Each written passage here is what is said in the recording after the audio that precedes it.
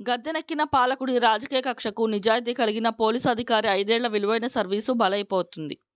అత్యున్నత కేంద్ర పరిపాలనా ట్రిబ్యునల్ చెప్పినా కూడా పదే పదే సస్పెండ్ చేసి ఇంతలా ఇబ్బంది పెడితే నిజాయితీ కలిగిన అధికారులు రేపు తమ విధులు నిష్పక్షపాతంగా, నిర్భయంగా నిర్వహించగలిగారనే భరోసా ఉంటుందా?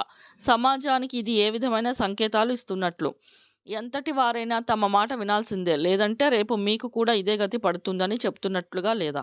ప్రజల్ని రక్షించాల్సిన అధికారిని పాలకపక్షానికి కొమ్ము కాసేలా చేసుకుంటుంటే ఇక రక్షక వ్యవస్థ అనే పదానికి అర్థం ఏముంటుంది?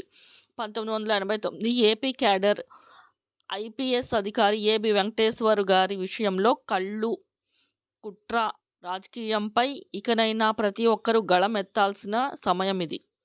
ఒక సాధారణ టీచర్ కుటుంబంలో పుట్టి ఐపీఎస్ చదివి నక్సలిజం, రౌడయిజం, అణిచివేతలో ఎంత పేరు తెచ్చుకున్న అధికారికి 5 ఏళ్లుగా పోస్టింగ్ ఇవ్వని దుర్మార్గంపై ప్రతి ఒక్కరూ స్పందించాలి. రాజకీయ కక్షతో తప్పుడు ఆరోపణలు చేసి కేసులు పెట్టి 2 సార్లు సస్పెండ్ చేసిన అధికారి చివరి సమయంలో అయినా న్యాయం దక్కాలి.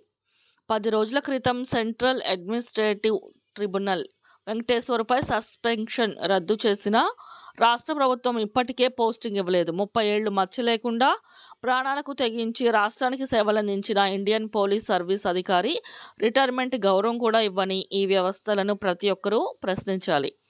తమ ఉద్యోగం కోసం 5 ఏళ్లు ప్రభుత్వంపై పోరాటంతో ఎంతో విలువైన తన సర్వీస్ను ఒక డీజీపీ స్థాయి అధికారి కోల్పోయారు. దీన్ని ఎవరూ తిరిగి ఆయనకు తెచ్చి ఇవ్వలేరు. కానీ పదవి విరమణకు కేవలం 13 రోజులు సమయం ఉన్న పరిస్థితిలో యూనిఫామే జీవితంగా బతికిన ఒక అధికారి యూనిఫామ్లో గౌరవంగా రిటైర్ అయ్యే హక్కును కూడా కల్పించకపోవడాన్ని ప్రతి ఒక్కరూ ప్రశ్నించాలి. అధికారంలో ఎవరున్నారు, ప్రతిపక్షంలో ఎవరున్నారు అనే దానికంటే ఒక అత్యున్నత అధికారిని రాజకీయ కక్షకు బలి చేసిన వ్యవస్థను ప్రశ్నించడానికి ప్రతి సామాన్యుడు ముందుకు రావాలి. తన సర్వీసుకు దక్కిన గౌరవంగా ఆయన రిటైర్మెంట్ ఉండాలంటే ఈ 13 రోజులు ఆయన పోస్టింగ్లో ఉండాలి. పోస్టింగ్ లేకుండా రిటైర్మెంట్ తీసుకోవాలనే నియంత బుద్ధి ఓడిపోవాలి.